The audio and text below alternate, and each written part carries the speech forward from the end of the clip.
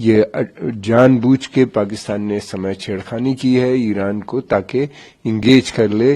اپنے بارڈر پہ یا اس سائڈ میں، تاکہ وہ ایک کوئی بڑا رول ویسٹ ایشیا میں نہ دینے پائے رول، ایسا لگتا ہے اس اٹیک سے۔ جو ہے ایک تو دوسری بات یہ کہ وہ پاکستان کی ایک سازش یہ بھی نظر آتی کہ وہ شیعہ سنی کانفلکٹ کو ٹریگر کرنے کی کوشش کر رہا ہے کہ شیعہ ایران سنی پاکستان، اور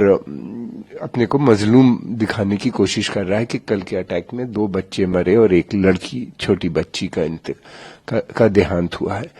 اس طرح کی باتیں پہلے بھی ہم سن چکے ہیں اور دیکھتے رہتے ہیں برابر،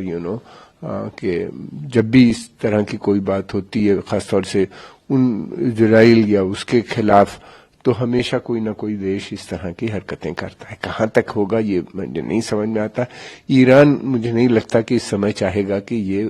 جھگڑے آگے بڑھیں، اس کی کوشش یہ ہوگی کہ فوراً ہی اس کو وہیں پہ ڈیفیوز کرنے کی بات کرے گا۔ ایران کا کہنا یہ ہے کہ اس نے جو اٹیک کیا تھا وہ ایک ایرانی بلوچ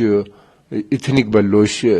گروپ ہے جو کہ پاکستان میں شیلٹر کرتا ہے، اور وہاں سے آ کے ایران کے اندر اس طرح کے آتنکوادی گتیویدیاں کر رہا تھا، جس میں اس کے کئی پولیس کرمی اور سینک جو ہے ان کی ہتیائیں ان لوگوں نے کی تھی۔ پاکستان نے جس سمے اٹیک کیا ہے اس کا کہنا یہ ہے کہ یہ جو 2 ٹھکانوں پہ کیا ہے، یہ دونوں ٹھکانے جو تھے یہ Pakistani ethnic Baloch militant groups کے تھے جن کو اس نے ٹارگٹ کیا ہے۔ مجھے ایسا لگتا ہے کہ آنے والے سمے میں پاکستان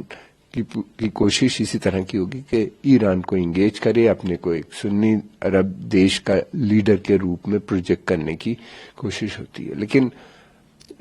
ایسا ہو نہیں پائے گا۔ جو وہ چاہ رہا ہے وہ ہونا مشکل ہے، اس لیے کہ ایران کی چھوی پشچم ایشیا میں اس سمے بہت بڑھی ہوئی ہے، کیونکہ اس کا سیدھا کنفرنٹیشن اسرائیل سے ہے، اور عرب ورلڈ میں اس وقت اسلامک آئیڈینٹی سے زیادہ عرب آئیڈینٹی یعنی نیشنلزم زیادہ بڑھتی ہوئی نظر آتی ہے، خاص طور سے جب سے حماس کا اٹیک ہوا ہے اسرائیل کے اندر، اس کے بعد سے لگاتار ہم دیکھ رہے ہیں کہ وہاں پہ دھرنا پردرشن یا اس قسم کے جتنے بھی ہو رہے ہیں، عرب یونٹی عرب نیشنلزم کی بات وہاں پہ کی جا رہی ہے۔ کیا ہوگا ہم کو تھوڑا سمے لگنا چاہیے، انتظار کرنا چاہیے، دیکھنا یہ ہے کہ کیا یہ وار آگے اسکیلیٹ کرتی ہے یا یہیں پہ رکتی ہے، لیکن میں سمجھتا ہوں کہ ایران کی پوری کوشش یہ ہوگی کہ اس کو ترنت بات چیت کے مادھیم سے مسئلے کو یہاں پہ روکنے کی۔ بھارت کا کہنا یہ ہے کہ اس نے یدھ کا کال جو ہے وہ سماپت ہو گیا ہے، اور وہ اس کی advice in fact Russian president Vladimir Putin کو بھی یہی تھی، پھر اس کے علاوہ اس نے اور بھی تمام دیشوں کو وہ ایڈوائز کرتا ہے کہ مسئلے بات چیت سے ہونے چاہیے۔ وہ اسرائیل سے بھی آتنکواد کے بھی خلاف ہے۔ بھارت نہیں چاہتا کہ آتنکواد کسی بھی چھیتر میں آگے بڑھے۔ اس نے جو اسرائیل پہ اٹیک ہوا تھا حماس کا، اس کو بھی کنڈیم کیا تھا، لیکن ساتھ میں یہ تھا کہ جو اسرائیل کے ریٹیلیشن تھا غازہ پٹی میں، اس سمے انڈیا نے ہیومینیٹیرین اسسٹنس بھی ان کو پردان کی تھی۔ تو انڈیا چاہتا ہے انڈیا کے امن شانتی اس چھیتر میں بنی رہے، اس لیے کہ اگر جنگ بڑھتی ہے تو سب سے بڑی کیجویلٹی جو ہوتی ہے وہ ایک تو لاس آف ہیومن